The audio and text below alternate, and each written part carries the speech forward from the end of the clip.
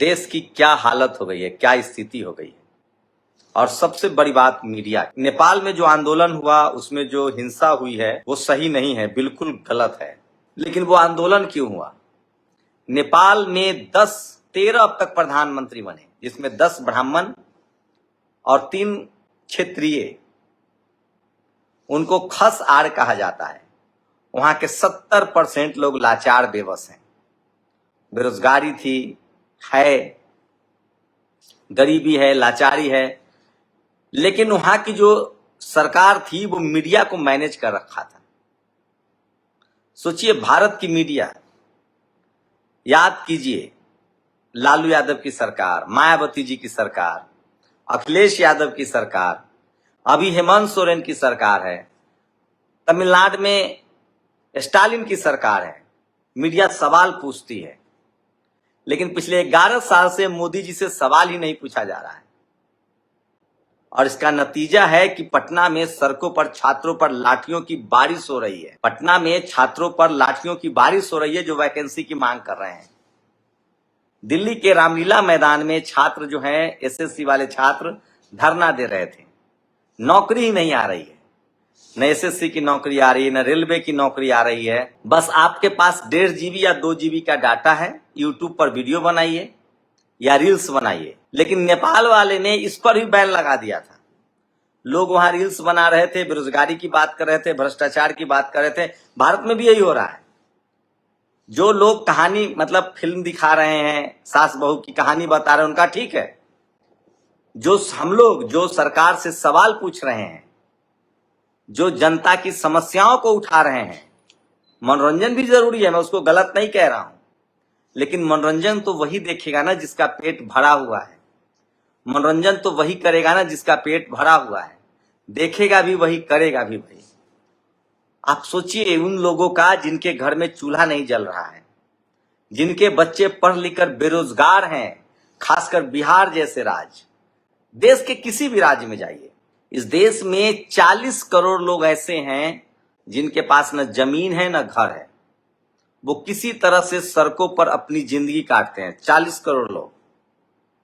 80 करोड़ लोग ऐसे हैं जो 5 किलो राशन पर जिंदा है, उनको 4 किलो राशन मिल रहा है। वो किसी तरह से अपने बच्चों को सरकारी स्कूल में भेजते हैं, किसी तरह से इलाज करवा लेते हैं। एक छत है उनके सर पे, कुछ जमीनें हैं। टोटल कितना हो गया? 80 करोड़ और 40 करोड़, 120 करोड़ लोग।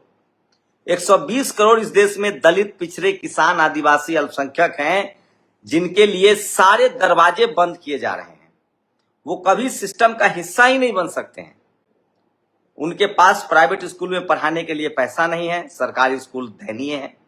उनके पास प्राइवेट हॉस्पिटल में इलाज के लिए पैसा नहीं है, सरकारी अस्पताल वो पहुंच नहीं सकते हैं। उनकी नस्लें मजदूरी, सस्ता मजदूर बनने के लिए मजबूर है। आज गुजरात में कानून पास कर दिया गया है, 12 घंटे आपको मजदूरी करना पड़ेगा फैक्ट्रियों में। आज की बात बता रहा हूं। इसी बीच बीजेपी की सरकार है गुजरात में। गुजरात तो मॉडल स्टेट है, वही गुजरात मॉडल है। इनकम टैक्स, ईडीआई का डर, भ्रष्टाचार का मॉडल, ये सब गुजरात मॉडल है। थाने पुलिस की तनख्वाह 5,000, प्रोफेसर की तनख्वाह 30,000, ये गुजरात मॉडल है। अब वहां गुजरात मॉडल में एक और खबर आ रही है, खबर न चलाने देना, ये भी गुजरात मॉडल है। अब खबर ये आ रही है कि गुजरात में 12 घंटे आपको काम करना पड़ेगा। चलिए मैं उस पर आता हूं, लेकिन इस पर कोई बात नहीं, कोई धरना पर, आप धरना प्रदर्शन कीजिए, मणिपुर जल जाए। ये सबके पीछे सच्चाई है कि कोई टीवी अखबार खबर दिखाने के लिए तैयार नहीं है जो जनता की खबर है, क्योंकि सरकार की भद्द पिट जाएगी।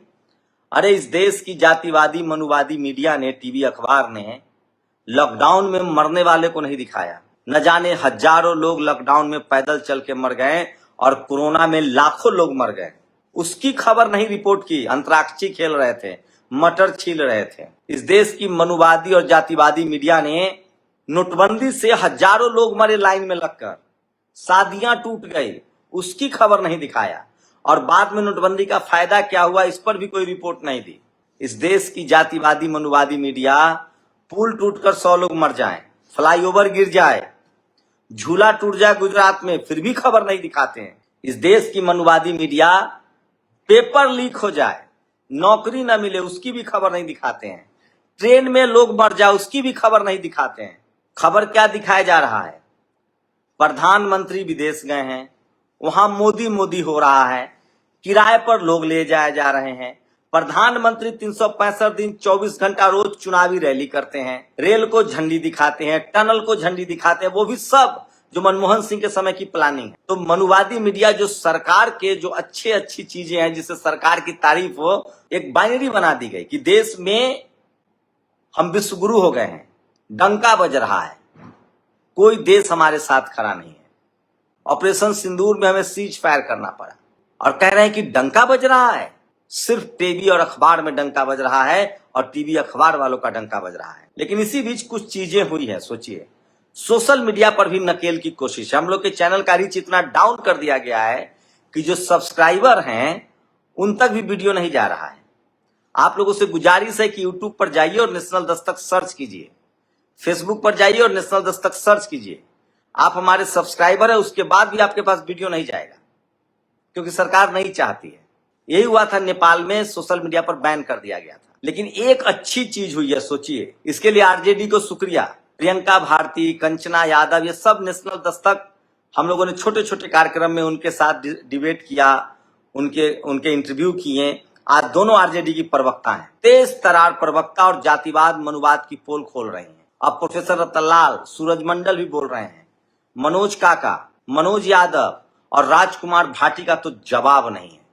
अंधविश्वास कर्मकांड की जिस तरह से वो पर्दे उघाड़ देते हैं, जातिवाद मनुवाद पर उनसे बेहतरीन तो कोई डिबेट नहीं करता है। तो ये जो 4-5 कम से कम बहुजन समाज के जो बड़े प्रवक्ता आए हैं, उससे लग रहा है कि टीवी पर भी कुछ खेल बदल रहा है। और चित्रा त्रिपाठी, रूबिका लियाकत हो या अंजना ओम कश्यप हो, इनके पास अब भागने के लिए जगह नहीं है। बीजेपी के प्रवक्ता के साथ साथ सोचिए, टीवी पर 5 लोग होते हैं और अकेले ये शेरनियां होती हैं। एक बीजेपी का प्रवक्ता, एक आरएसएस का विचारक, एक एंकर 3, एक विपक्षी दल में और कोई प्रवक्ता, वो भी सवर्ण 4, एक एनालिस्ट 5 और अकेले एक आरजेडी की प्रवक्ता या समाजवादी पार्टी की प्रवक्ता। कांग्रेस को भी अब बहुजन समाज के और लोगों को प्रवक्ता बनाना चाहिए। जब तक दलित, प्रसव की पीड़ा तो कोई महिला बताएगी ना। जब तक दलित, पिछड़े, किसान, आदिवासी, अल्पसंख्यक के लोग नहीं प्रवक्ता बनाए जाएंगे, तब तक विपक्षी दल सामाजिक न्याय पर लड़ नहीं पाएगा। हाँ, बीजेपी जल्दी सीख रही है। अब वो संजय पासवान जी के बेटे को ला रही है, अच्छा बोलते हैं। अब बीजेपी दलित पिछड़ा प्रवक्ता बना रही है। ये जो एक समय था टीवी पर शर्मा जी, झा जी, मिश्रा जी, त्रिवेदी जी, चतुर्वेदी जी, इनका गढ़ वहां भी टूट रहा है। ठीक कहते हैं दिलीप मंडल कि ये लोकतंत्र की चक्की है, पीसेगी जरूर, क्योंकि महीन पिसती है तो समय लगेगा। तो मैं इसीलिए कह रहा हूं, धीरे धीरे ही सही बहुजन समाज के लोग एकजुट हो रहे हैं, मजबूत हो रहे हैं और आने वाले समय में और मजबूत होंगे। तो टीवी पर पूरा खेल बदल गया है। और मैं फिर कह रहा हूं, नेपाल में जो हो रहा है वो हिंसा जायज नहीं है, लेकिन भारत में सब कुछ इसलिए ठीक चल रहा था क्योंकि डेमोक्रेटिक तरीके से सरकार चुनी जाती है, लोग डेमोक्रेटिक तरीके से अपनी बात कहते हैं और वोट के जरिए उनको अधिकार मिलता था। लेकिन सोचिए, बांग्लादेश में चुनाव आयोग की एक साथ क्या हालत हुई थी। नेपाल में भी चुनाव आयोग और पत्रकारों को टारगेट किया जा रहा है। मैं फिर कह रहा हूं, हम लोग बाबा साहब के संविधान को मानने वाले हैं। हमें देर से ही कुछ मिले, हम बदले की भावना में काम नहीं करते, हम बदलाव के लिए लड़ रहे हैं। किसी भी तरह की हिंसा जायज नहीं है, चाहे वो मनुवादी जातिवादी ही क्यों ना हो। हम शब्दों से सवाल पूछेंगे, हम अहिंसक तरीके से उनसे बात करेंगे। हिंसा जायज नहीं है, हिंसा से कुछ मिल भी गया तो कुछ नहीं मिला, ये बाबा साहब ने कहा है। कलम की ताकत, बुद्ध, दया, करुणा, हम दया करुणा वाले लोग हैं। और मैं फिर कह रहा हूं, सत्य अहिंसा की जीत होती है, दया करुणा की जीत होती है। एक दिन ये जो जातिवादी मनुवादी हैं, ये बांग्लादेश से भी फेंके गए, ये पाकिस्तान में भी फेंके गए, ये नेपाल में भी फेंके गए और ये भारत देश में भी अलग थलग पड़ेंगे, लेकिन डेमोक्रेटिक तरीके से, वोट की ताकत से। और इसीलिए चपरासी से लेकर चीफ जस्टिस तक जो जातिवादी मनुवादी बैठे हैं, मीडिया तो अभेद किला है जातिवाद मनुवाद का। लेकिन मैं फिर कह रहा हूं, 21वीं सदी बाबा साहब की सदी होगी। एक दिन जरूर इस देश में लोकतंत्र पूरी तरह से स्थापित होगा, संविधान पूरी तरह से स्थापित होगा और वोट की ताकत से देश का और तकदीर बदलेगा और देश के हर नागरिक को बराबर का अधिकार मिलेगा। आज सुप्रीम कोर्ट ने जानते हैं क्या कहा है कि पुलिस की वर्दी पहनने के बाद धर्म और जाति से बाहर निकलिए। आज सुप्रीम कोर्ट ने कहा, ये सबके लिए लागू होता है, चाहे चपरासी हो या चीफ जस्टिस। जब आप संवैधानिक पद पर बैठे हैं तो धर्म और जाति के जो दिमाग में जहर भरा हुआ है उससे बाहर निकलिए। और इस देश के हर नागरिक, क्योंकि अब ये देश संविधान चल रहा है, जाति और धर्म के नाम पर जो जहर भरा हुआ है उससे बाहर निकलिए। एक मजबूत मुल्क बनाना है तो इस देश के 150 करोड़ लोगों को बराबर का मौका देना पड़ेगा। उनको स्कूल, अस्पताल, पढ़ाई लिखाई, दवाई देनी पड़ेगी और इस देश के कॉलेज, यूनिवर्सिटी के रास्ते खोलने पड़ेंगे। रिसर्च, विज्ञान की तरफ बढ़ना पड़ेगा और सेना को मजबूत बनाना पड़ेगा। तब ये मुल्क मजबूत बनेगा। जो भी इस देश में अंधविश्वास फैला रहा है, जातीय हिंसा फैला रहा है, धार्मिक हिंसा फैला रहा है, वो सब इस देश के दुश्मन हैं, मानवता के दुश्मन हैं। और जातिवाद इस देश की सबसे बड़ी बीमारी है जो जा ही नहीं रही है। लेकिन मैं फिर कह रहा हूं, एक दिन जाएगी, क्योंकि बाबा साहब का संविधान है, सम्राट अशोक का शौर्य है, बुद्ध की करुणा है, दया है। हम बदलाव चाहते हैं, बदला नहीं। इसलिए किसी भी तरह की हिंसा जायज नहीं है। लोकतंत्र में, संविधान में हमें ताकत दी है। डेमोक्रेटिक तरीके से, संवैधानिक तरीके से हमें अपनी बात रखनी चाहिए। और अब धीरे धीरे ही सही टीवी पर दिखने लगा है।